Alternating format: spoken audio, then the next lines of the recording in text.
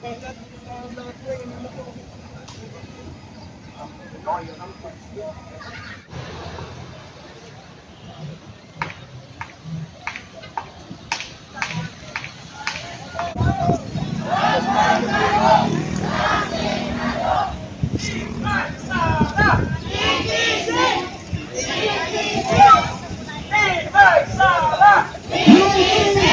Duterte! Ito ang sigaw ng taong bayan! Humarap ka sa issue mo!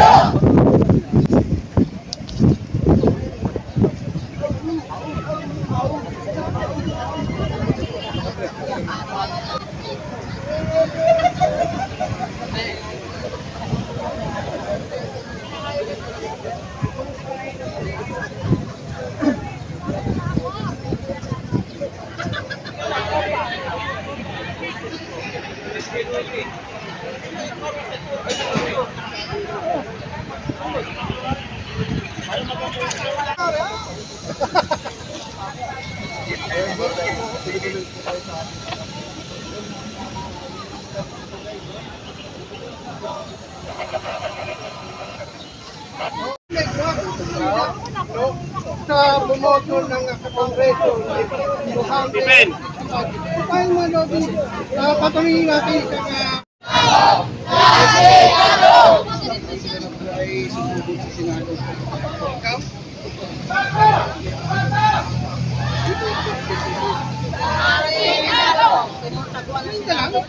Hindi natin magkakaroon.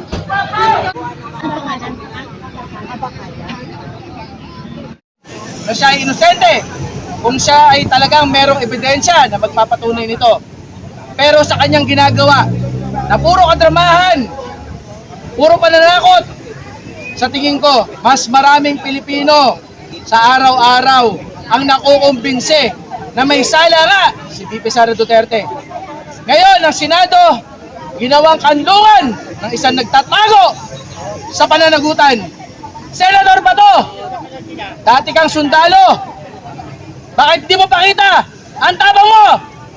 Yun po ang mga pahayag ng isang senador na noong panahon na sila nag-aari-arian ay matapang.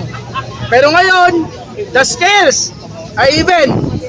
Kaya sabi niya nga, di ba? Yun ang tinatawag na run for your life. Ibig sabihin, pakiramdam ni Senador Bato, huli na ang kanyang buhay. Pero hindi naman ganon ang mga nasa kapangyarihan ngayon. Hindi ganon. Ang ating Pangulo ay isang presidente na pantay-pantay ang tingin sa mga Pilipino. Paano ko nasabi yun? 4 na taon, maglilimang taon na binababoy nila ang pamahalaan, ang unang pamilya. Pero hanggang ngayon, nagagawa nila yan ng malaya. Dahil hindi nila katulad ang Pangulo na marunong gumante. Pero ang batas ang gaganti para sa Pangulo. Maghintay lang tayo at makukulong ang mga nagkasala.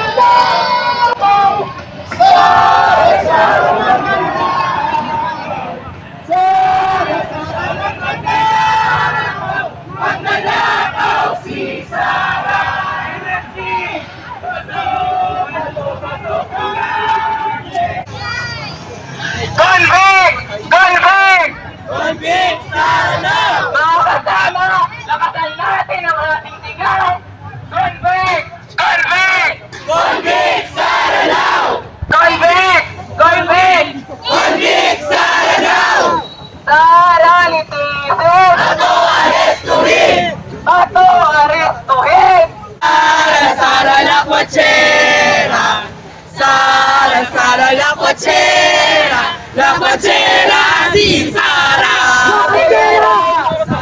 La Sara Matingge!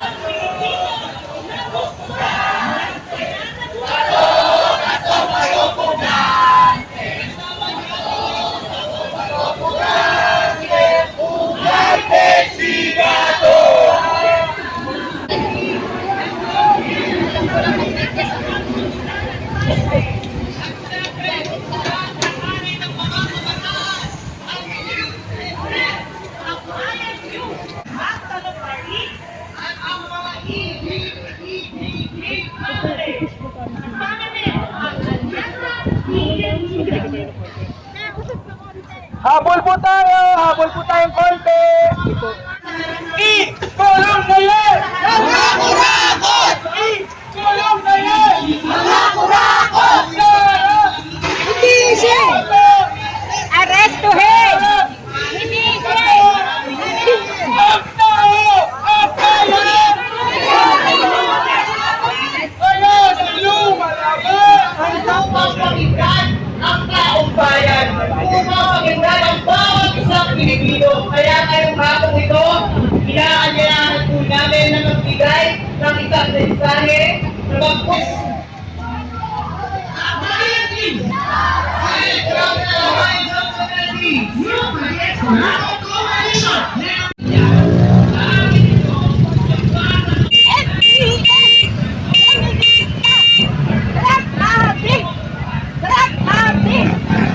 Ano?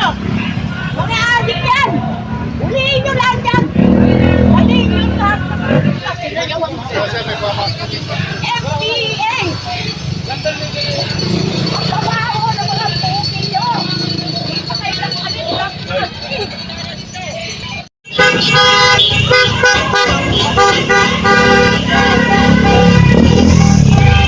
Hindi nyo lang personal ng Commission on Audit at ang sinasabi ng mga Duterte supporters, cleared ka daw ng COA. Paano nangyari yun? Ang magnanakaw, walang lugar sa Pilipinas. Deserve ng mga Pilipino ang mabuting gobyerno. Hindi kami titigil, mga senador. Binabantayan namin kayo. Tama po ba? Sara Duterte!